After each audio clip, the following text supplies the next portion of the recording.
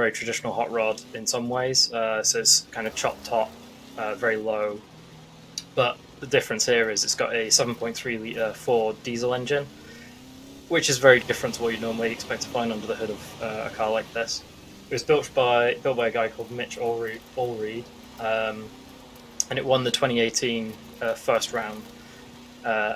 There's actually if you want to see more on this, there's a really good in-depth kind of nerdy look at it on the Hoonigan YouTube channel. There's a build biology on it. It's well worth checking out. You stick it up on the lift and check out some of the stuff underneath it. It's kind of got some kind of retro race car suspension setup, things like that. It's yeah, one for the car nerds out there.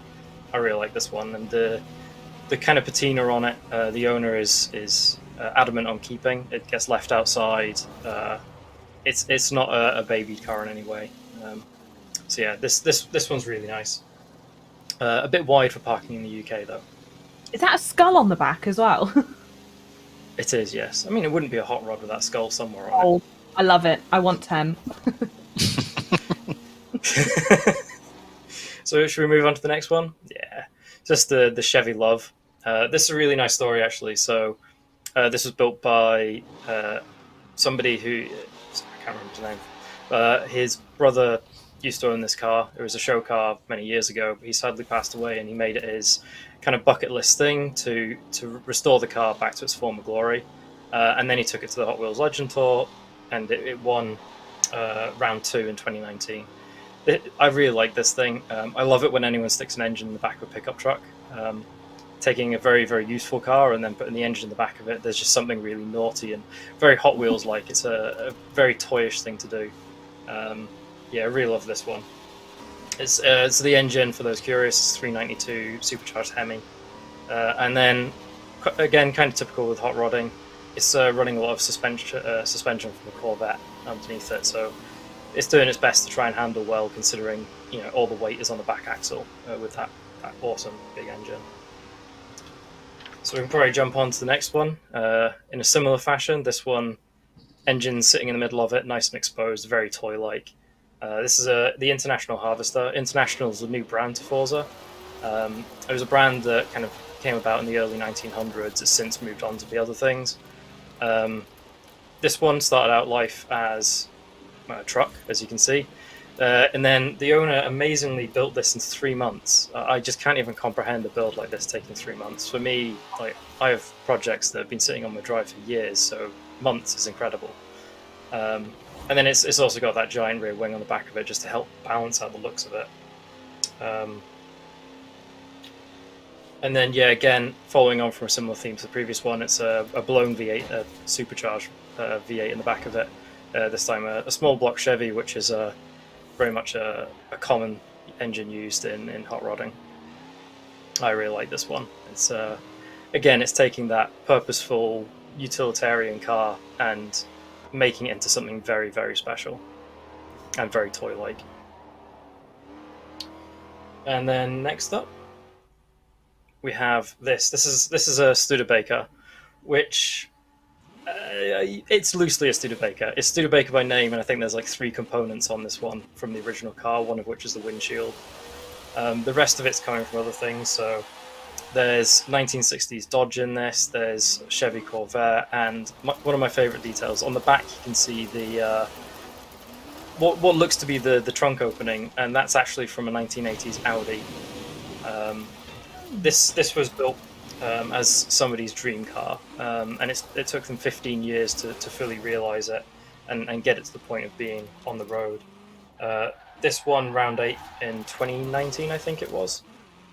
What I really love on this is it's not symmetrical. Symmetry in car design is something a lot of people look for, and I love that it just goes completely against that. So you can see on the back the tail lights asymmetrical, the trunk opening is on the on the right hand side, and then eventually when we get to the front end, it uses headlights on one side from a Harley Davidson and the other one is from a Corvette flipped upside down, and it's the pop out style.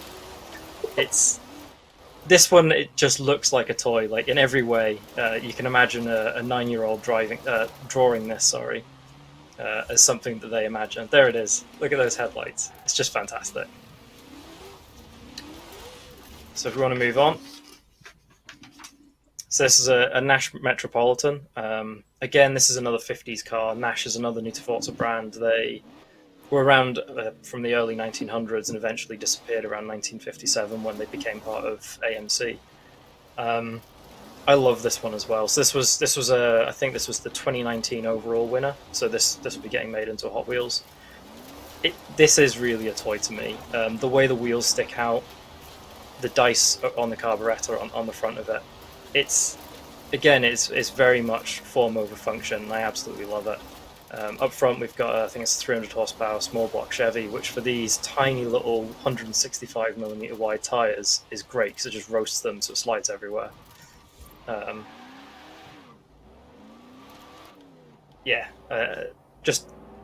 There's a great view of those dice sitting over the carburetor. Thank you. Yeah, it's absolutely lovely, this one. Again, kind of fitting with that hot rodding theme. It's got the patina. It's hot rodding, but in that kind of unique way that you expect to see for something being made into a Hot Wheels. So then lastly, we've got, this was the 2019 overall winner. This car sort of moves away from the hot rodding theme, but it's very much a Hot Wheels for me. So as you saw earlier, it's been made into a Hot Wheels. The engine in the back of this, as you can probably guess from the name, 2JZ, is the 2JZ from the Supra, which is an engine I know not only our community know and love, but I think the world knows and loves it. Well known for huge amounts of power, which it's got here, 650 horsepower, and it weighs 780 kilos, 1,600 pounds, so it's insanely quick, this thing. Styled loosely on a jet fighter, more like a rocket ship for me with that amount of power to weight ratio. And it's very much inspired by early Bonneville salt flat cars, which were built out of old World War II bombshells that then stick an engine inside of because they're very aerodynamic, obviously. And then, we've got this amazing interior view with the orange tint, which we think is the only other car in the game which has a windscreen like this. There's another Hot Wheels car, which was the Rip Rod. So cool. So cool. Blade Runner. Yeah. It really Yeah, is. it's like, Mars. Absolutely. Edinburgh's never looked the same. Yeah. And I think my favourite detail on this is if you can see on the back of it on the exhaust there, it's the exhaust is actually a vegetable strainer or steamer even that's hooked up to the throttle so it moves around. Absolutely